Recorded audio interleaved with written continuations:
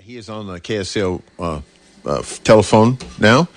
You want to introduce him for us? Levi Browde is a CEO of Falun Gong Information Center in New York. He's our return guest. He was with us back in April, and now, like I mentioned earlier, at the beginning of today's program, July 20th marked the 22nd anniversary of the persecution of Falun Gong. It started in 1999. At that time, China had about 100 million people practicing Falun Gong, and it was ever since July 20th of 1999, and all the people practicing this meditation, spiritual exercise has been under persecution.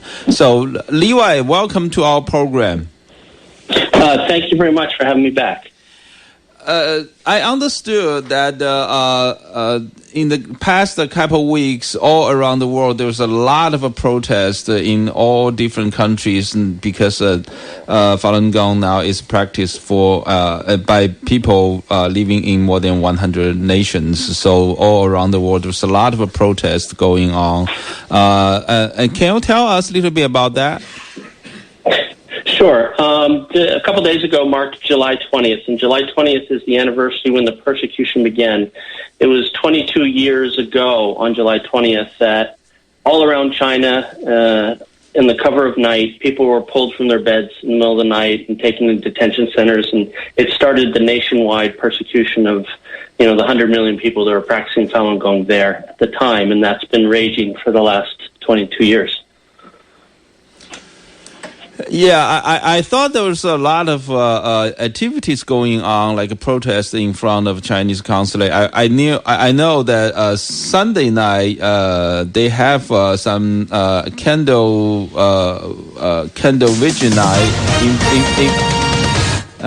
vigil night in front of San Francisco Chinese consulate by local Falun Gong practitioners. And I also heard that there was a lot of activities going on in Washington, D.C. And do you have some of the information about those activities? Yeah, a lot of the activities were centered in Washington, D.C. We had a whole day there that started with a rally where we had a lot of national and international NGOs come out to speak, everywhere from Freedom House, groups like that, some of the government agencies. So we had a rally right there on the mall. And then after that, there was a march through Washington, and that culminated in a candlelight vigil just along sort of I think it's the north side of the Washington Monument. So that was a day-long event. That was sort of the largest event, but as you mentioned, Falun Gong is practiced in many cities around the world, and so you had smaller events in San Francisco and Paris and London and all these different places where there are Falun Gong community wanting to commemorate this sort of sad and tragic day.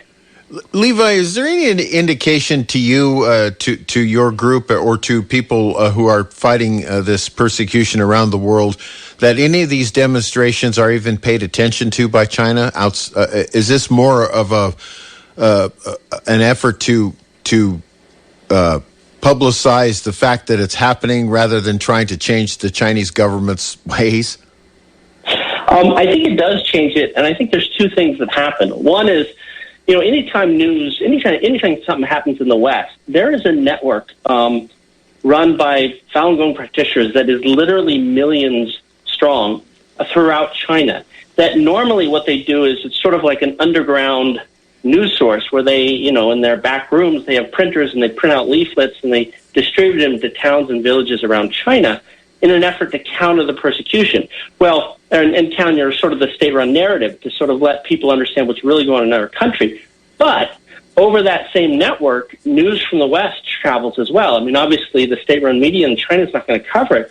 But if we hold a huge rally in D.C., pretty soon you'd be surprised. People in even small towns and villages in China see pictures and get news that that's happening. That brings all kinds of impact in China. It gives hope to a lot of people. It also sort of stays the hand of would-be persecutors because they kind of see that this is an issue that's getting more and tension. And if you're somebody who's like working at a labor camp or, a prison or a black jail and you're involved, in torturing somebody, that really gives you pause. So that's one thing that happens. The second thing that happens is these events become a rallying cry for major government forces. So, for example, the State Department issued a statement on July 20th.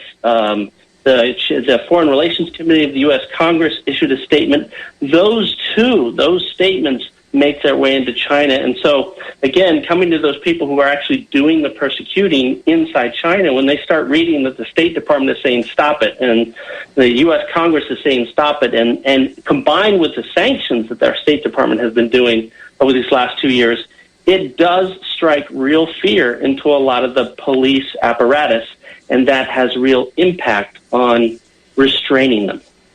Hi, Levi. Do you have any information for CCP, how they track down the Falun Gong people inside China or outside China?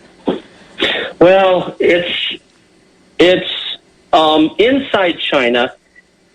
It's largely done in two ways: technology and human intelligence. And on the technology front, as you guys probably all very well aware, for the last 15 years, the CCP has built up the Great Firewall of China, which started as just really a firewall to block people inside China from reaching, free information. But it has developed into way beyond that, in which case they have anywhere from monitoring all the WeChat messages or Weibo messages to doing facial recognition. And we've had people actually picked up and arrested because of these technology and surveillance ability and put into prison. We even had a woman, just recently actually in Changchun City in Hebei province. She wasn't even a practitioner. Her husband was. And he was picked up and thrown to jail. She knew that was a grave injustice. So she took to Weibo and WeChat and she started making a big fuss out of it. They grabbed her. They put her in prison for 4 years. She eventually died. So this is it inside China? Front.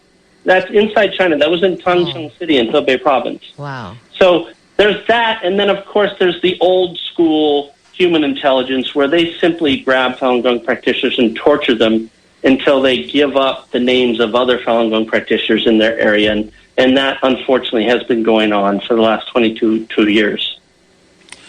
Now, Levi, let me ask you this. It's been going on for 22 years. Do you have the information that how many people actually being arrested and how many people die in China? Very, very difficult. It's very difficult. Here's what we do know. I had mentioned this network, right, which these days is millions strong, and it has been that big for many, many years. So this is coordinated by an overseas website called minghui.org. So every single day, they're getting between a dozen and several scores of reports of people being imprisoned, harassed, extorted, tortured, sentenced. And so they're getting that every day, and they have been for the last 22 years. The problem is, it is most definitely the tip of the iceberg. So any numbers that we have there is just the ones we know about, because it's so dangerous. As I mentioned about this woman from Changchun City, it's so dangerous just to get online and report this stuff out of China. It's just the tip of the iceberg. So I'll give you an example of how different the numbers could be. So Minghui goes through a pretty thorough process when they hear about a practitioner who's been tortured to death, for example. They'll record that, they'll verify it in various ways. So over the last 22 years, they've only recorded about 4,500 people who've been tortured to death. A huge number, but if you talk to some of the third-party investigators like the journalist Ethan Gutman or the investigator and lawyer David Mattis, who's been looking into organ harvesting, they'll tell us that by their estimations, just looking at the number of organ harvesting transplants that are going on and the fact that Falun Gong up until recently has really been the only source, it's likely 60,000 or many, many more people are being killed for the organs every single year. Wow. And they're just looking at it from a forced organ harvesting. So that's their estimate. But it's so difficult because obviously, China's a closed system. They're not going to just open up their doors and let you kind of walk in and sort of talk to people and count this stuff. But I will say, for every single day for the last 20 years, across every single province in China, Minghui has received reports of imprisonment, detention, sentencing, torture, and killing. We do know that.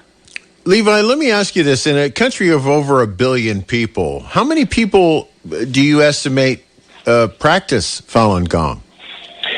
Well, we have a couple data points on that. We know for sure that when the persecution first started in 1999, there was a government survey that came back and said that there was at least 70 million people practicing. Later that year, Shanghai TV, which again is state-run media, said that there were over 100 million. And, state-run media is not going to say something unless that came from somewhere. So that was their estimates back when they didn't have an incentive to change the numbers or make them smaller. It's interesting to note that after they started the persecution, they dropped that number to 3 million to try and make it sound like the Falun Gong group was very small, without any sort of explanation.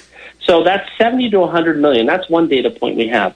The other data point we have is about, I think it was like 4 years ago,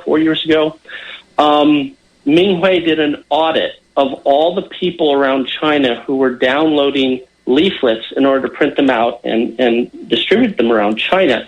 And they had a way of kind of analyzing the unique IP addresses and how many people are working in each of these sort of, living room print centers, we'll call them. And they estimated it was about, they said at least 20 million people were active. So that's not included anybody who's just quietly practicing at home or anything like that. That's 20 million people are active. So those are the two data points we have. Anecdotally, we know that flow of information coming from China every day has not decreased, it's increased. And there's a lot of stories of people, a practitioner will be put into a prison and trying to conduct themselves according to their principles of truthfulness, compassion, forbearance. It's not uncommon for a lot of the criminals that they're incarcerated with, who have kind of lost hope on life, see that this person is trying to act very morally and sort of shows them some of the practice, and they start all practicing in the jail cell. So those stories are very, very common. That's all we can really sort of say in terms of what the numbers would look like. Well, in hearing your number range, depending on which side of it you believe, it's roughly twice the population of the entire state of California. That's a lot of people. Let's say over 100 million, they stated. Well, actually, probably much more than that. Well, the other end of the figure was like 30 million. So if you take his low estimate of the people who are actually practicing, California has like 35 million people. So it's from Levi's low figure to Levi's high figure is somewhere twice as many people as the state of California. That's a lot of people. So Levi, do you have any information people from outside China, they went back to China, they are Falun Gong practicing, but are they being monitoring, arrested recently? Any case? Do you mean people who are here in the U.S. and went back to China? Yeah. Other country. Mm-hmm. Yeah. I mean, it's something that people avoid, quite frankly, just because of that problem. I would avoid it. Yeah. So I'm talking about if they enter the China, they had to answer the question like you are practicing Falun Gong or you are the member of the Falun Gong or something. Have those kind of forms to fill out when you apply for the visa. There have been several. What I know of are normally if you're going to try and go back to China, they'll just deny it. They don't want you back in the country. But those that do, it tends to be much more sinister, where they won't sort of formally ask you about, sit you down and tell you fill out a form. They'll let you go back. They'll watch you for a couple days, and then they'll bring you in for a quote-unquote chat. And they start to work on you. They have a tea, I think they call, have a coffee or tea. Yeah. Yes, exactly. And I think what's that means secret service to interrogating you. Yeah, have a coffee. That's right. And I think what's scary on those instances is that what the Chinese officials will disclose is they know everything about that person back in the U.S. Wow. They know where they work. They know how much money they make. They know who they talk to. They know where they live. And that really kind of freaks people out. Well, sure, it rattles them because now that they realize the government of China now knows all about them. Yeah. Yeah. Yeah. Now, Levi, what about the investigation of the forced organ harvesting? It's been going on ever since 2006. Now, did you guys have any new information? What's the latest that the Chinese government say about the forced organ harvesting? Well, they haven't said a lot that's of substance. I mean, I think the biggest thing in recent years to point to is the China Tribunal. And this was an independent tribunal set up by the lead prosecutor against Slobodan Milosevic, who was the war criminal from the former Yugoslavia. So the same guy that prosecuted him, he was the one who spearheaded a tribunal of lawyers, journalists, and other China experts in London about 2 years ago. And they went through an exhaustive process, months and months and months. They called witnesses from across 3 continents. And their determination was sort of the biggest news that's happened in the last 5 years, where they said, essentially their final judgment was, not only is this happening, not only is it happening on a wide scale, Falun Gong is a primary source, and it continues to happen today. So when that came out, that broke a little bit of what had been a media silence. We had, anywhere from half a dozen to around 10 major papers, the BBC, Sunday Times, all kinds of papers that were sort of covering that story. That was kind of the biggest news. And that's also sort of the latest, is that there is no indication this is necessarily slowed down. They've just taken steps to kind of go a little bit under the radar now that there's so much scrutiny from the international community. What has been good in terms of a development is countries stepping up, and the U.S. might be the latest one with a new bill that's in Congress right now, and that is binding sort of legal measures that curtail or prevent people in other countries from traveling to China and getting an organ that is likely sourced from someone who was murdered. Levi, we're joined by one of our regular contributors, Michael Olson, who has a question for you today. Yes, thank you, Levi. Earlier in the show, Amy Howe was talking about the 100 Flowers campaign of Chairman Mao, in which she encouraged everybody to speak out against the regime, and once they did, they were chopped down in the anti-rightist campaign. Now, throughout the Chinese Communist Party's history, we've seen these pogroms for eliminating those that the regime feels is a threat. And I'm looking at the Falun Gong, and I'm wondering why the Chinese Communist Party thinks it's a threat. What are they afraid of? Excellent question. And I think going back to those campaigns, the anti-right campaign and all those, I think there was really 2 sides always. One was to look at a group that they thought was a threat and actually target it. For sure that was going on. But there was a second reason for all these campaigns, and that is to terrify everyone else, so that they came to understand that when the CCP goes after a group, you better distance yourself from them quick, you better get away from them, otherwise you're next. And that's why the campaigns, they were continuous, right? First they went after the landlords and the capitalists and the intellectuals. They sort of group by group by group, and kind of every 10 years they would go after a new group. Yes, that's right. Every 10 years. Yeah. So it was whether you need it or not, you take the laundry out. Yeah. So what happened with Falun Gong is kind of a perfect storm of a couple things. You had Jiang Zemin, who was the head of the CCP at that time, and keep in mind he was the first leader that did not go through the revolution. He had no sort of credibility or street cred, if you were, with his peers. He really, he was really on sort of shaky ground. He came to power, of course, in the wake of 1989 because he stood on the side of the regime and crushing the students. And so he came to power that, but he was really sort of shaky, and he was desperate to build up a legacy. He was desperate to do what Mao had done and Deng Xiaoping and everybody, build up a cult of personality around himself. And right as he's getting ready to do that, we're coming back to like 1992, right? Mm-hmm. Right as he's ready to do that, along comes Falun Gong. Here is this spiritual practice that is more Chinese than anything else that was in China at that time in terms of being authentically Chinese. It's from Chinese culture. It comes out of Buddhism and Taoism and these traditions. And it swept the country, and suddenly there's 100 million people practicing. Everybody's talking about it, and nobody's talking about Jiang Zemin.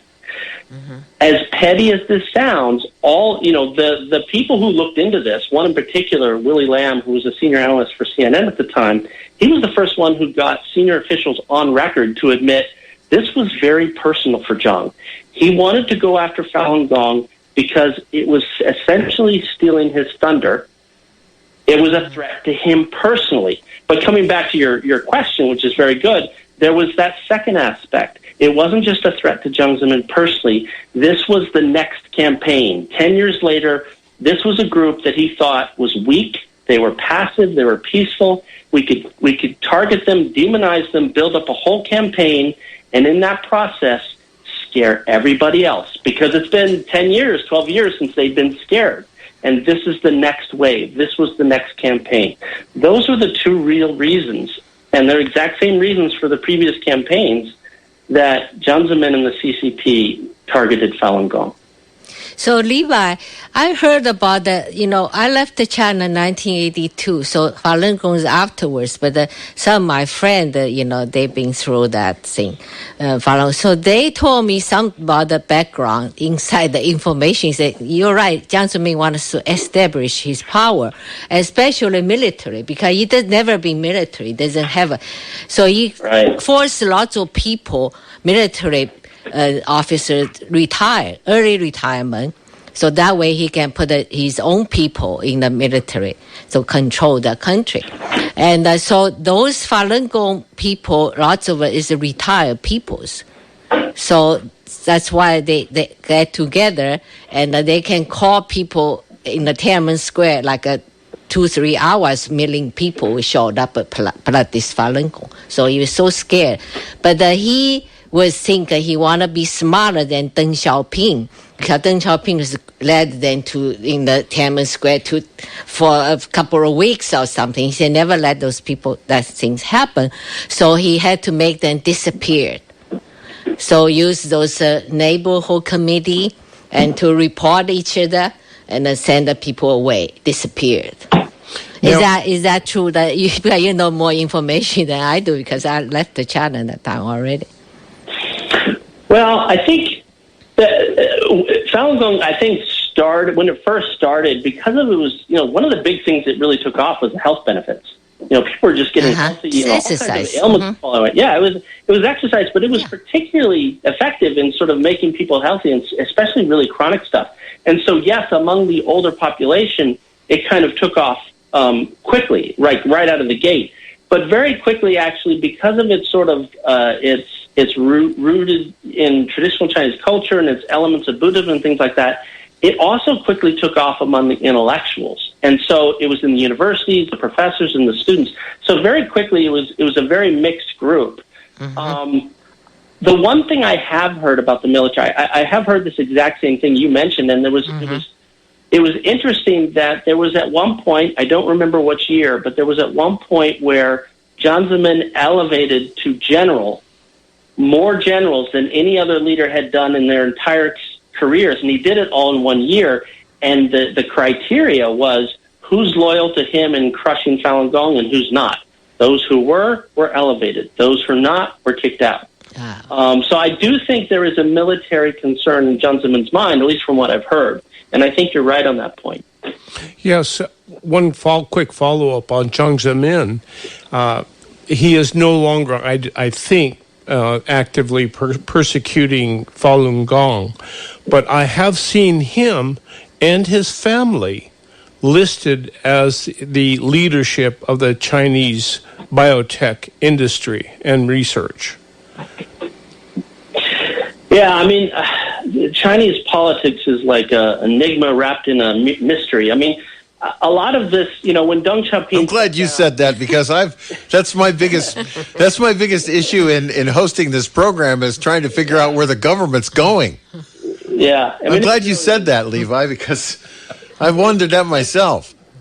it's tough. I mean, one pattern we do see is that when someone formally steps down, they tend to retain a power center, and they can operate in a very powerful manner for a long time. We certainly saw that with Deng Xiaoping. You see that with Jiang Zemin. His faction that he built and put in place is still very active in many areas. And so it's always very tough. You know, you'll see in the news that there's an anti-corruption campaign and this official is going after that one. Behind the scenes, what's really going on, usually it's that factional stuff. And Jiang Zemin does retain a certain power base and a certain set of factions that continue to contend with the current leadership and continue to drive, to some extent, the persecution. So we know that at least, but any given event, it's a little bit hard to say who's behind what. To the latter part of your point, yes, this is a known phenomenon that's been happening for decades, is that the family members, especially the children of high-ranking CCP officials, are some of the most wealthy people on the planet. It's really highly, highly corrupt. Levi, the persecution of Falun Gong, in my mind, it's really reflect religious freedom situation in China. Not Falun Gong, but underground Christian church, Uyghurs group, Tibetans. They are all persecuting. I think a main part of the reason for the CCP to persecute them is, to control the people's religious freedom. Now, what do you think that from that aspect, religious freedom, that aspect, what do you think that in the near future the regime is going? It's a difficult thing to answer, is sort of predict the future. I mean, there's patterns that I could point to that might help allude to an answer. And one is, I mentioned there is this very large network, millions strong in China, that has been working diligently day in and day out to get people information that the state-run media is not going to tell them. And that there have been many, many little pockets around China where that's actually had a profound effect. I mean, we've cases where, the chief CCP guy in a village who's actually the leader of abducting and even torturing some people in some cases, kind of having a change of heart and coming around. And he's sort of now he's kind of the protector that when the CCP people come from the bigger region to inspect his work, he kind of tells the Falun Gong people, okay, go hide, they're coming, and stuff like that. So you have these stories, and you get these kind of stories throughout China. So we know for a fact from these stories that hearts and minds are changing. Well, that's good news. Yeah, it is very good news. And I think if you combine unless they get transplanted, the hearts, I mean. Yeah, well, that's true. If you combine that phenomenon with the phenomenon I mentioned earlier, that when, for example, our U.S. State Department sanctions a Chinese official and news of that goes around China, and suddenly the police chiefs in all these areas are scared that they're next. Yeah.